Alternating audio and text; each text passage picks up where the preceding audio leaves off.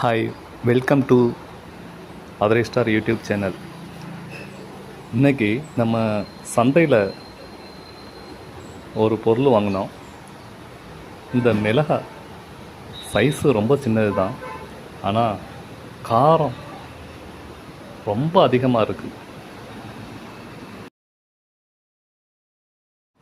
ஒரு ஆத்தா வீட்டில் வளர்த்த மிளகாய் இது, ஏதாவது கொடுத்துட்டு வாங்கிக்கிடுங்க அப்படின்னு சொல்லி செல்லமாக தந்தாங்க.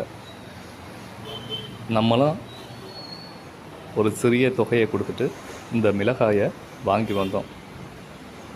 வீட்டில் வந்து ஒரு மிளகாய் சாப்பிட்டால அவ்வளோ காரமாக இருக்குது.